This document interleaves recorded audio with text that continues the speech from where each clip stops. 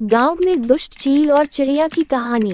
एक समय की बात है, एक शांतिपूर्ण गांव में पक्षियों का एक झुंड रहता था। यहाँ हरे भरे पेड़, सुंदर फूल और बहती हुई नदी ने सभी जीवों को सुखद जीवन दिया था। पक्षियों में सबसे खास एक छोटी सी चिड़िया थी, जिसका नाम चिटकी था।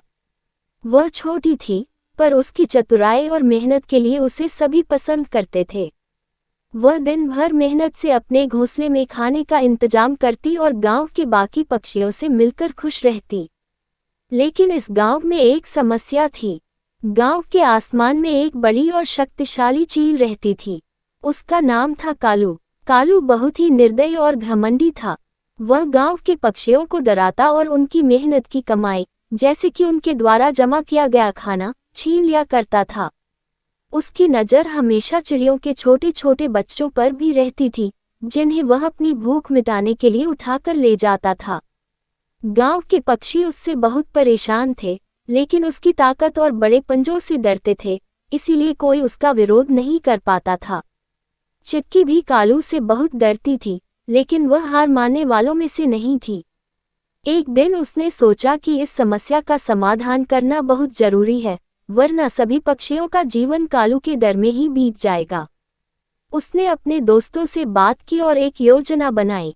चिटकी ने गांव के सारे पक्षियों को इकट्ठा किया और कहा, हम सबको मिलकर इस दुष्ट चील से निपटना होगा। अकेले हम कमजोर हैं, लेकिन अगर हम एकजुट हो जाएं, तो हम इस चील का सामना कर सकते हैं। सभी पक्षियों ने उसकी बात मानी और योजना पर काम शुरू कर दिया। योजना यह थी कि जब भी कालू हमला करने आएगा, सारे पक्षी मिलकर उसे चारों ओर से घेर लेंगे और उसे तंग करेंगे। वह इतना बड़ा है कि उसे फुर्ती से पकड़ना मुश्किल होगा, लेकिन अगर हम उसे परेशान करेंगे तो वह हार मानकर भाग जाएगा। अगले दिन कालू फिर से गांव में आया।